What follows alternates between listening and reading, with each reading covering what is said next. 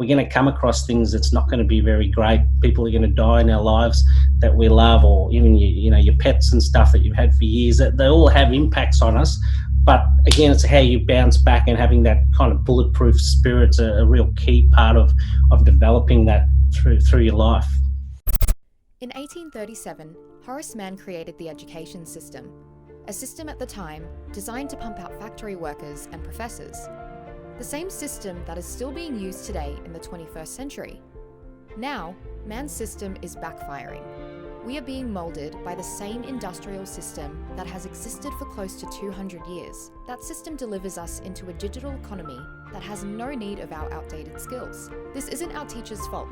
This isn't the government's fault. This is due to a rapidly changing world full of technology and unforeseen circumstances. And us Gen Zs are caught in the middle. Welcome to the Driven Young podcast, the podcast for stressed, overwhelmed young Australians, teaching you practical life skills you can implement now to set yourself up in life. And now your host, Byron Dempsey. Welcome back to the Driven Young podcast. If you are new here, welcome. Great to have you. Today's episode is a relaxed and easy to listen to conversation about why Gen Zs and millennials suffer from high levels of mental health problems. A recent study shows that 70% of senior high school students report the need to see a mental health professional, and I'm sure you can see this within the people you hang out with. So why is this? What is different about our generation? Did other generations suffer from this? Are we just weak, or is there more at play here? I discussed this and more with today's guest, Clint Adams, a former police officer and counsellor who helps teams and individuals with resilience and mental health. He is also the author of Igniting the Blue Flame, a book that represents teen suicide going into the mind of someone who suffers from mental health problems. I hope you enjoy this episode and make sure to leave a review if you got some value out of it. Now, over to Clint. Clint, welcome so much to the podcast. Thanks for having me. Super excited to talk about this topic today. And I think we're going to get into a bit of mental health. We're going to talk a bit about what you do and kind of what you cover with younger people. But before we get into that, I'd love to just know a little bit about your story, kind of what you did after high school and what you're currently up to. Sure. When I left high school, I did a science degree in psychology back in the 90s, early 80s, late 80s, early 90s, with the view of going into Victoria Police. I lived down in Victoria back then, and at that stage, the forensic psych unit was still part of the police force, and the intent was to try and get myself to be a qualified psychologist working in the forensic unit in the police. These were the days of Silence of the Lambs, so there was a lot of thinking about profiling and all that kind of stuff was right in the forefront of my era back then. So yeah, I was really interested in doing that. I joined the police force of Victoria. I worked there for about 6 years as a cop, but I won't bore you with too much information, but in a nutshell, they changed the way that they dealt with the forensic psych unit side of it. So I continued to do more studies. I did stuff with Sydney Uni in rehabilitation counselling, so with the view of becoming a true counsellor in the true sense of the words, one-on-one kind of therapy type work. So I did that. I then left Victoria Police and worked for a company called Conbrook, which is now called Recover, and they deal with injury management. They deal with people with PTSD and lots of other stuff in physical and psych. I was more the psych side of stuff, so I was working with people trying to deal with trauma and accidents they might have had at work and all that kind of stuff.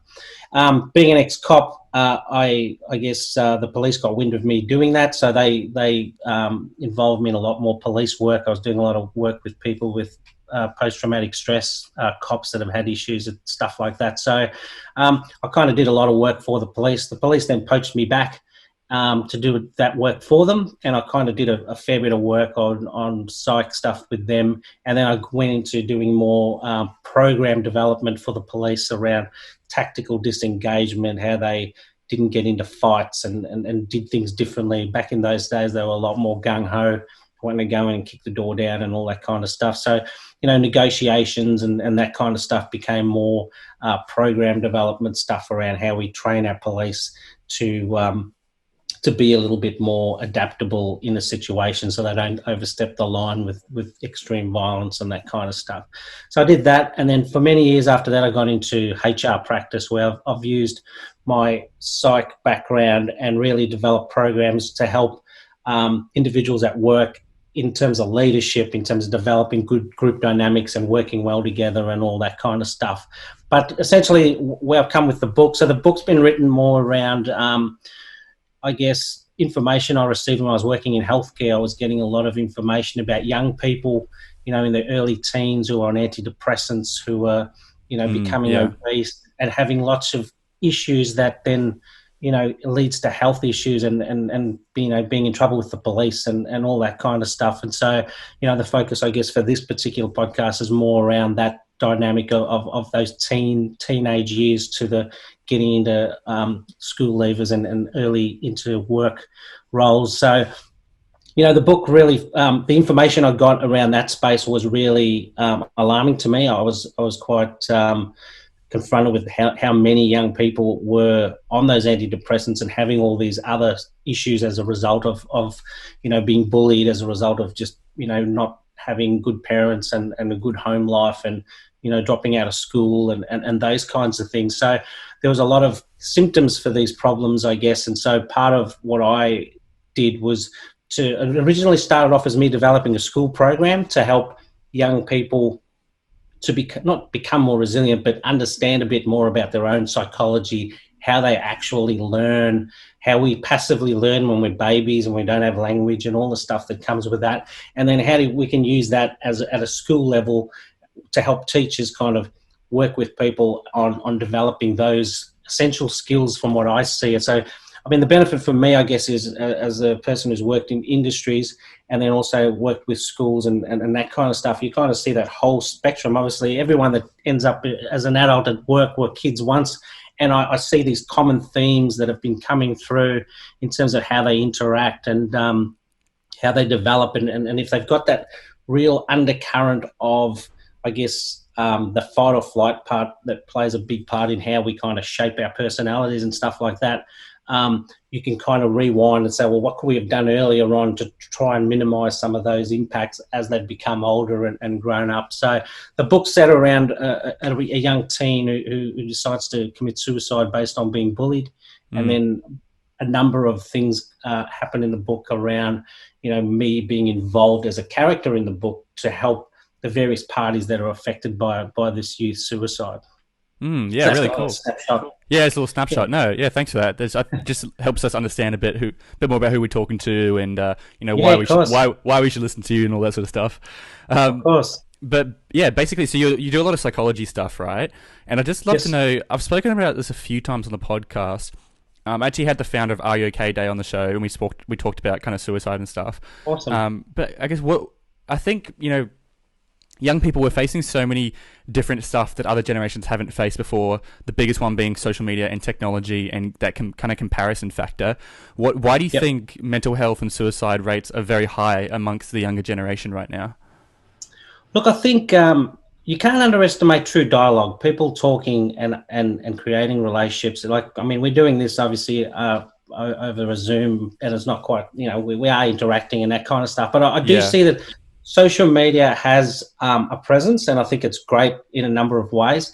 But I do think that sometimes, messages get misconstrued if it's in text form or people putting stuff out there. And also, it's not always real life, right? Like no one takes a horrible photo of themselves, so people have that comparison with each other. Oh, that person's life's so great, mine sucks, kind of thing. And so they can easily make comparisons. And if your self-image isn't great about yourself and you're not in a good headspace around that, you can kind of make comparisons where you're feeling worse because other people are having so much more fun or appear to be having so much more fun. And that's very important, is they appear to be having so much more fun.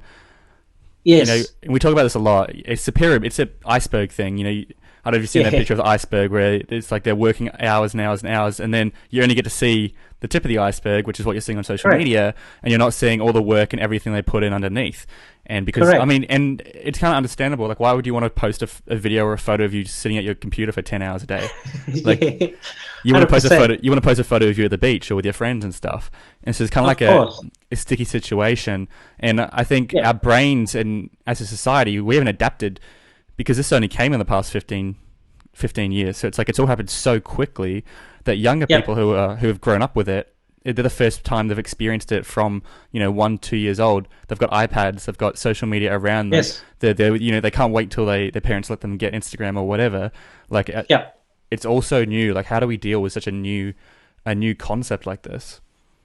Yeah, I mean, the other thing to factor in is if you understand a bit more about our brains too, dopamine plays a very big part in us wanting to get the next best thing, and that fear of missing out and all that. It's like it's an addiction. So people who get addicted to pokies, they have these high levels of wanting the dopamine. They crave it, and it's and like you say, if you've been young and you've been brought up with the next thing.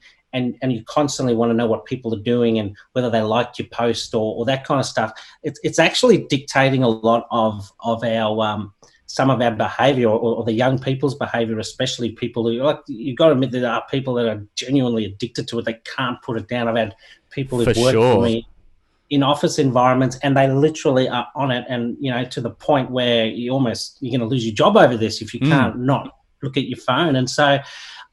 It is definitely something that we as a society are going to have to, work out a way of dealing with, and at least people being aware that, this is what your brain's doing. You can control it. There's an opportunity to control it. And if it's becoming a big issue in your life, like people who are on pokers, okay, you might be losing money by doing this stuff, but you're losing time and, things that I guess it's an opportunity cost. When you're really, really young, you probably don't think of the opportunity cost of spending hours playing games and all that kind of stuff. But sorry, I just want to clarify for people out there what opportunity cost is. So I learned this in economics, but it's basically just saying if you're doing something, the opportunity cost is what you could have been doing instead.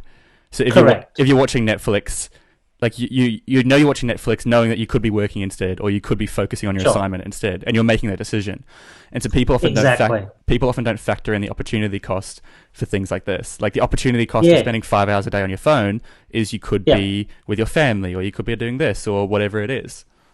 Yeah, and I mean, I'm not saying it's unproductive. There's certainly a lot of stuff in social media. There's podcasts that are very informative, and those things. I guess it's weighing up. Is it just a fun thing to do? Is it informing me? Is it kind of And I guess I myself, I'm on Facebook, and sometimes I get a bit of you kind of just scrolling through and looking at stuff, and then you go, and it's kind of I guess for me, I'm thinking it's about scheduling some time. Like there's no reason you can't do it, but you might go, look, I'm only going to do it at this time of day because, it's on my wind down for the night before I go to bed, half an hour or an hour or whatever it is. And I think understanding a bit of, you don't want it to control you ultimately. And so that's probably the key piece about understanding how the dopamine can do that if you just keep going. And I guess understanding like why you're on social media. Are you on social media because you want to stay connected with your friends and family, and you want to see what your friends are doing, see their posts, or are you following 500 people who don't even know who you are, celebrities, models, and all that sort of stuff? Like why are you doing that for the dopamine hit essentially? Maybe you're on social media to make money. Maybe you're there as a business owner, or like just kind of figuring out why you're on social media and if that's okay. If you're on social media to be with your friends and say connect with your family, which is what it's for, then great. But just I think, and same with me, like I notice that like I don't follow many random accounts, but I do follow some, and over 6 years of being on Instagram, if you follow a random account every now and then, that adds up to be a few hundred accounts, and suddenly your newsfeed is not your friends and family, and it's models and people you aspire to be like, and you're constantly comparing yourself with them. Yes, exactly, and then that's why I think it's a very important. There's definitely an education piece that we need to consider about social media. And to your point, even if the person's just asking those questions like you just pointed out, then where you're going, why am I actually on it? What am I actually? Because I think sometimes you can easily get not sucked in, but you can kind of follow approach, and it started off innocently enough, and then to your point, when you stop and go, what am I doing here? Why do I want to be on here? What am I using it for? And asking those questions, you can probably use it in the way that you want to, rather than just kind of being passively being dragged along because that's what everyone else is kind of doing or whatever. Yeah, exactly. And we've kind of gone into social media here, but obviously it's not just what I talk about. But, you talk about kind of And I just think it plays a big role in kind of mental health and suicide. I guess if we were to like run a scenario, right, because especially in COVID-19 right now, I know a lot of people are not in the best mental health space. They're kind of feeling a bit, what's the point? It's very relevant than it has been in a while. Like, what should we do if we think someone's not feeling too well, if they've kind of mentioned they might be depressed, or they've kind of indicated that their mental health state isn't the best? How can we as a friend or a family member kind of try help them? What are the best actions we should take? Look, it's a tough one. I guess if people aren't equipped for it, like I've obviously been a counsellor and I've kind of got a lot of training and that kind of stuff. What people can get sucked into doing is, I guess, trying to help. If it's a family member that's actually connected and said something to you, the best thing is obviously trying to refer them on to getting to see somebody who is a professional that actually understands some of the, what's going on and that kind of stuff. If it's somebody who you're guessing that they're not right, they haven't actually come to you. So I guess there's two parts to it. One is somebody that's asking for help.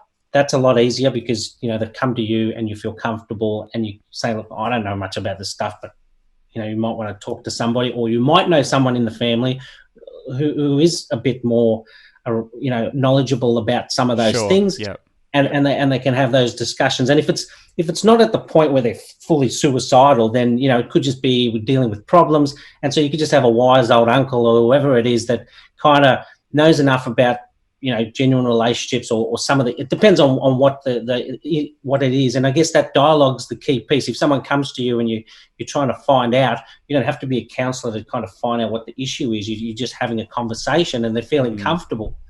When it gets tricky is when you suspect that they've got some problems, they're not themselves, or they're not looking after themselves, or whatever the observations are that go, oh, something's not right with Clint or whatever. So that's when it gets a little bit more tricky about having conversations and that kind of stuff. Obviously, with younger people, they might not have done any of that before, but they know if their friend's not right and that kind of stuff. So it's about having that conversation. Say, look, Clint, there's something not right about you. What's going on? And having that dialogue hopefully can coax it out, because if they feel comfortable and you have that good relationship, you're more likely to have a conversation than if it's somebody that, they're not that close to and they're not going to share it. Because sometimes, there's still some stigma around mental health, especially, that some people are fearful of, what are they going to call me after this? And again, it's also about previous encounters. If someone's come out and said, oh, I've been depressed, or they cry in public or whatever, and they get called names or get humiliated, well, they're not going to do that again, because now there's a safety issue with showing emotion, talking about mental health, which is what we're trying to break down. And part of what I put in the book is around this. There's something called the dialogue model, where it basically talks about how we have conversations. So we have a conversation in our head around, is there any kind of safety issue with me having this conversation with this person? So, people have to kind of calibrate in their own heads about how they talk and that kind of stuff. So it's important that, if someone comes out to you and talks to you, it's about trying to get them help. And if you can't get there, don't try and, become the book kind of counsellor where you don't know and have the skills. So look, I guess the key piece is about just trying to get them help. And if you do suspect someone's not up to where they normally are, is just really having the conversation and not kind of badgering them, but just trying to coax it out of them and creating a safer environment to talk in. Where they feel comfortable to express how they're feeling.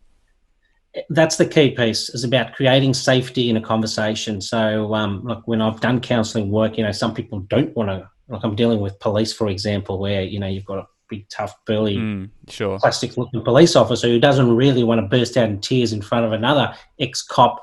And so I have to kind of really set the tone for creating a safety for that person to feel safe, and the way you would do it is about saying this, lots of people have some problems, and sometimes it's temporary. It's like any ailment, if you like.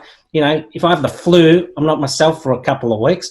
If I've got mental health issues, I mightn't be myself for a longer period. But it doesn't mean I can't get back out of it and come out the other end stronger, better, or any of that stuff. It's just about, being able to deal with it in a way that's going to bring me to that point where I'm doing positive things that help that situation. So there's a number of different layers to psych kind of injury, if you want to call it that, where, we attack it like any ailment. It's not some people, obviously, when we get to suicide point of view, it's a very final solution to what I always see as a potential temporary problem. Look, some people have, certain things or damage to their brains that don't allow for some things, but generally speaking, 98% of mental health issues, I think we can do something about, and do a lot more positive things. And I think personally we can do a lot more earlier to get people resilient. So they go, oh, Yes. I'm in a bad space right now. I can deal with this. I'm more robust. It's like when you're fit, physically fit, you're less likely to get stuff. So you're taking your, vitamin C tablets and being proactive. The same can be done with our mental health. Yeah, well, they actually say, like, I think 80% of Australians die from preventable causes because they're unhealthy. Like diseases that, could be preventable, but because you haven't been healthy throughout your life, like 80%, yes. Some ridiculous number. And so we're saying that if we can actually start this early on, which is, I guess, that kind of having the advantage of being young, how can we start, I guess, building that mental resilience early on for someone who's in high school or kind of like uni, that kind of 15 teenager years? Look, over the years, I mean, when you go through university, they teach you all different psychological theories and stuff. And what I have noticed is I'm not actually aligned to any particular one. Lots of different methods get good results. Some people turn to fitness, some people turn to yoga, some people turn to meditation, all kinds of things. For me, the key piece is about finding stuff that work for you, that can get you focused in what I call a blue brain state, where we're starting to look at a future state. People that tend to focus back on things that drag them down. So if I use the PTSD, for example, if someone keeps focusing on the event that brought them to the point where, they're not feeling great about it, they start to wire and fire neurons in their brain, and it becomes a habit. That's how habits are formed, right? So as we look forward and doing various things like fitness, things that there's a lot of things when you read through, they go, you do all these things and it'll make you feel better. You go for a run, or you go for a walk, or just socializing with people that you enjoy company with. They're all things that add to that. And I think if people understand that well enough, that's kind of the many things that we can do, and you do it early enough, you're more likely, again, to have that robustness to get through when life does hit you a bit hard. We're going to come across things that's not going to be very great. People are going to die in our lives that we love, or even your pets and stuff that you've had for years. That they all have impacts on us. But again, it's how you bounce back, and having that kind of bulletproof spirit's a real key part of developing that through your life. And would you say it's just kind of becoming self-aware and just being like, listening to this conversation now is kind of, anyone listening is going, oh, maybe I should start thinking about this sort of stuff while I'm young. Like, start thinking about, I guess, the things you just mentioned, fitness, yoga, meditation, and kind of, I guess, because as you mentioned, there's lots of different strategies, but I think it's just important to figure out which one works for you. And yeah, so, definitely. And you can experiment from a young age. You could try meditation. You could try the different things we mentioned, and kind of see which one do I react. What do I respond to best? Which one is making me feel, mentally, I guess, clean. Making you feel as good as you possibly could. Yeah, look, I think when you're younger, you have, well, I guess I wouldn't say less responsibilities, but you have that luxury, I guess. You got school holidays and all that kind of stuff, and you don't have to worry about a mortgage and other kids growing up and paying for lots of stuff. It's kind of, and it is looking back, as an old bloke like I am, they were kind of fun times for me, and I look back now, and like I mentioned, opportunity costs, I probably thought, well, if I had done this or done that, I might have been, in a better place than I am now. But essentially, it is about just challenging yourself a little bit. One of the key things that I've certainly learned, and that what I would instill in, and I have in kind of with my own kids, is around, having to think about what you really want to do. And it's always hard when you, especially coming out of high school. And for sure, the classic question is, what do you want to do with your life? And exactly. How could you know at 17 or 18? You can't. And look, most people don't even know at 40. I know, I've changed careers. Like I said, I started off going down a path, and exactly, and you do need to be adaptable to that. And I think sometimes people can also look at and think, oh, I'm a failure because I didn't achieve this, and this. But that's not you can always start over any time. That's the beauty about it. Obviously, when you're younger and exploring stuff, I think there's a there's always a pressure on younger people, especially from parents, about what the parents' expectations are. Like, oh, you must go to uni, or you're not, I don't want you to do this. What's all about this art stuff? That's not going to pay a check or whatever, right? Yeah. So many parents, there's a lot of, they don't look at like if it's going to make them happy. They look at if it's going to make them financially stable. Which, granted, financial stability is important, but I think what's more important is chasing happiness. And I'll see what you think. I personally believe with technology and all the opportunity there is nowadays, you can make an income from whatever you're passionate about. Yeah, look, I'm probably a good example of that right now. I've been working in senior roles for the last 25, 30 years kind of thing. And, I've now just decided I'm going to start doing stuff for myself. I've used the book as my platform to do some of those things, but I'm doing a lot more. I did enjoy the roles I was in, and I like that leadership and dynamics of working with people. I've always liked working with people, but this is now a different chapter for me. This is now focusing on that school programs and working with younger people and trying to, I guess, have some kind of influence over a much bigger area than what I've probably done when I've worked with just individual companies and stuff like that. So I agree with you. I think, there's a lot more opportunities. And the other great thing about, especially for people that are really young now, is, our future world looks, it's not going to be the manual labor. Absolutely. It's going to be, first of all, anything that is like, could be replaced. I think we've got to start thinking about, can this career I'm currently studying for be replaced by a computer? Yep. Like, that's a genuine question we should be asking ourselves. And there was a stat that came out, and I don't know how, legit it is, but I've seen it quite a few times on the internet, that said 60% of current students will be working in a job that doesn't exist. Yep. So they'll be graduating high school. What do I want to do with my life? And they're estimating that 60% will be working in a career or a job that currently doesn't exist. So how do we prepare ourselves for that? In my opinion, I think we need to be learning like skills that computers can never replace, like leadership, communication. I guess I call them soft skills. Knowledge-based skills is going to be the key. But, you can put... The thing about computers are you put information in and then it does stuff.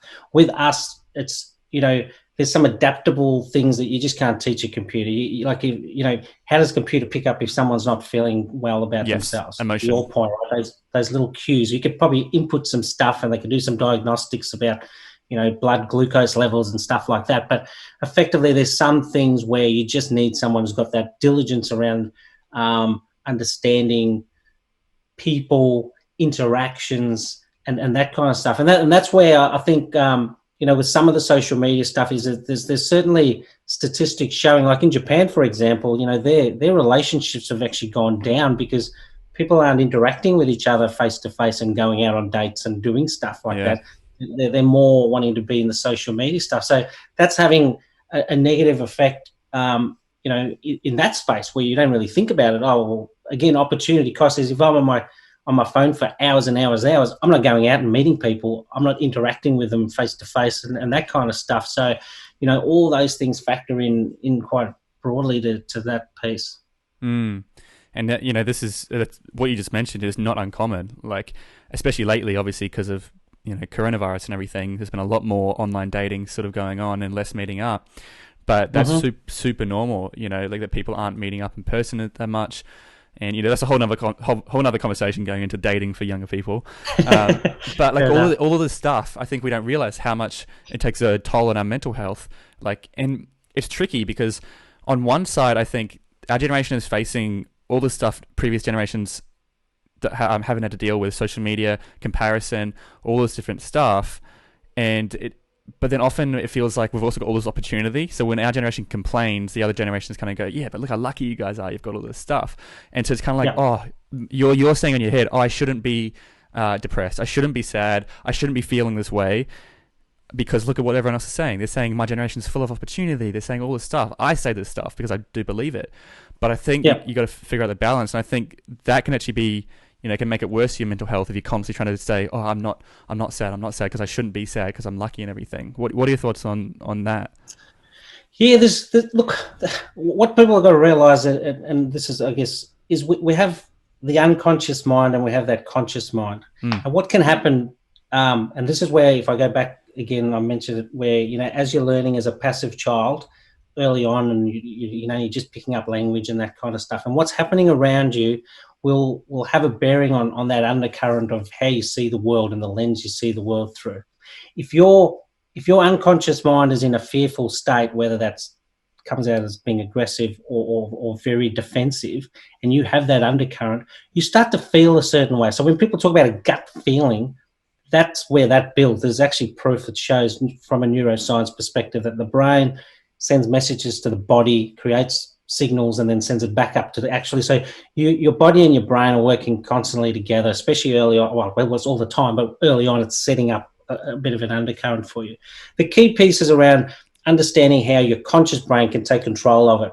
There's a really great book by a guy called Dr. Joe Dispenza called You Are the Placebo, and he likens it to being on a wild horse. So your unconscious brain can take you some great places, but if you let it just go, it can take you to some really bad places. So it's about understanding yourself a bit better and knowing how to be able to drag yourself into a point where you go, I'm not feeling good about this right now. I'll interrupt myself. I'll do something, whatever that something is. There's a great little exercise called centering where I go, I'll catch myself doing it. And I think it's part of a getting ready for meditation, but it's just about putting your shoulders back, taking a deep breath in and kind of just concentrating on where your body is. So it interrupts some stuff when you feel like you're going there. You're never going to be happy all the time. It's not going to happen, but you can kind of go, hang on, I can feel myself going into a place that I don't really want to be in and interrupt. But again, it's got to be a conscious decision to drag yourself there, because if you just let it go and you stay there, that's when we start to have problems, because it becomes a habit forming process.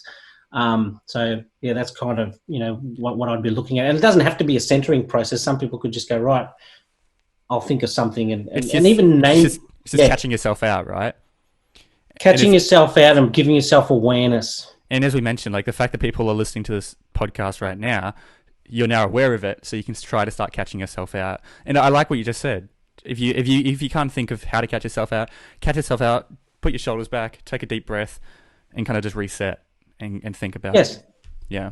Awesome. Well, this has been a great conversation, Clint. But just before we wrap up, I ask all of my guests this question. It doesn't have to be related to anything we've talked about in this episode, but what would your number one piece of advice be for the younger generation? I think it's important to challenge the status quo. I think sometimes we